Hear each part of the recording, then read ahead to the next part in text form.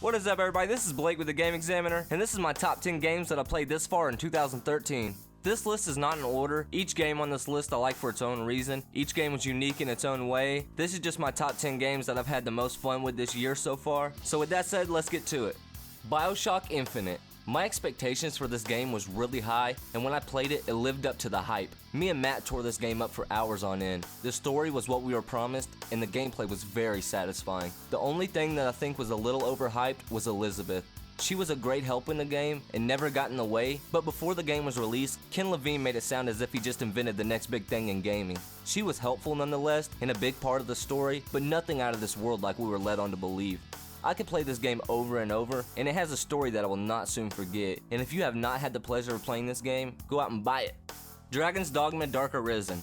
Dark Arisen gave me a reason to pick back up Dragon's Dogma. This game is just amazing. I've beaten it twice and I've beaten Dark Arisen once, and I still pick it up pretty often to tear up some dragons down in the Everfalls. I think out of all the games this year, I've put in more hours into Dragon's Dogma and Dark Arisen. To me, this game is stunning and one you should not miss. You can pick up Dragon's Dogma with Dark Arisen for $39. It's a steal with the amount that there is to do in this game. I guarantee I will be playing it a few more times before I'm done with this game for good. Deadpool.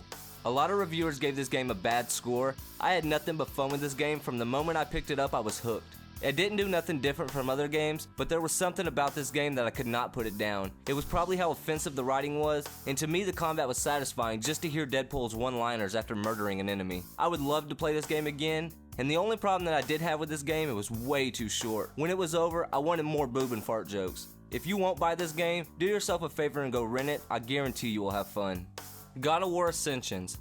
I've always been a God of War fan, so when this was released, I picked it up. I had a good time with the game, but I was kind of disappointed with a few things. It was around 7 to 8 hours long for $60, and to me, I felt they spent all their time working on the multiplayer, so it kind of watered down the single player a bit. I'm not saying the game wasn't fun, I had a blast, but compared to the other God of War games, this one was nowhere near as epic as its predecessors. It didn't give me that holy shit look at that kind of feeling that I got with every other God of War that I've played. Your opinion may be different, but to me this game fell short in my definition of God of War. As for the multiplayer, I can't comment on too much. I spent about an hour or two playing it, but I don't know enough about it to comment on it.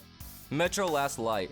I never played Metro 2033 before this game, but I'm glad I picked the game up at launch because it is now one of my favorite first-person shooters. I got lost in this game. I love the story, I love the combat, I love the homemade weapons. Everything about this game I love. It's a post-apocalyptic first-person shooter with a hint of survival horror. When I was done with this game, I wanted more. Though I encountered a few technical issues in the game, as some AI would freeze on me while I was shooting them and just get stuck. I had some audio syncing issues, but it still never took me out of the experience of the story. If you haven't played this game, do yourself a favor and go play it now. Including you, Matt. I know you haven't played it yet. Ni no Kuni. Me and Matt turned into hermit crabs when we started playing this game. It was released in Japan in 2011, so we were waiting for this game for a while. When we got it though, we tore it up like prostitute vagina. The graphics in this title are good enough to play this game alone. And then when you throw some Pokemon type shit in it, you can believe me and Matt are gonna be there because we are fucking Pokemon masters. And now Ni no Kuni masters. We have captured every familiar known to man. What do you know about that? Nah, but this is another game I suggest you go buy or play if you haven't done so already. We both spent around 60 hours plus with this game, and that's just a guess. I'm sure we spent a lot more just doing side missions and capturing all the familiars. If you haven't done so, go play it. The Last of Us. I wanted this game from when I seen it at E3 in 2012, and I followed the development of the game. It was painful knowing that it wouldn't be out for such a long time, but damn was the wait worth it. I'm sure I don't need to say much about this masterpiece. If you're a gamer, you know about it. When it released, me and Matt once again crabbed up in our rooms. My wife was pissed off at me until I beat the game because I wouldn't leave my room. But oh well, the divorce was worth it to play this masterpiece. I'd do it all again. Come back, baby. Grid 2. Grid 2 is one of the funnest racing games I've ever played. I suck ass balls at sim racers, but this one had a nice mix of sim and arcade for a noob racer like myself. I would have never beat the game if it wouldn't have been for that rewind button. The locations in this game are beautiful, and if you like racing games, this is not one you should pass up. Sly Cooper Thieves in Time. This game brought me back to a time when games were simple. Nothing more than just having fun with your friends, didn't have to worry about life, jobs, or a wife, or them 3 kids.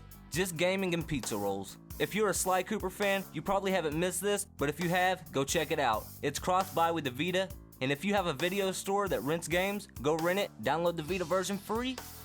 That's what I did. Shh, it really works. PlayStation All-Stars 2. Guacamelee. This was another game that took me back. I love beat 'em up platformers, and this game just had a real old school feel to it, with a lot deeper combat controls than it leads you to believe. The story was awesome and funny. I mean, who doesn't love a big man in a luchador mask running around and whooping skeleton men? And as cross-buy and cross-save, there's even more to love. I have beaten this game twice, and I'm on my 3rd playthrough. Oh yeah. Well, this wraps it up for my top 10 games that I played this far in 2013. This is Blake with the Game Examiner. Until your next visit, stay gaming.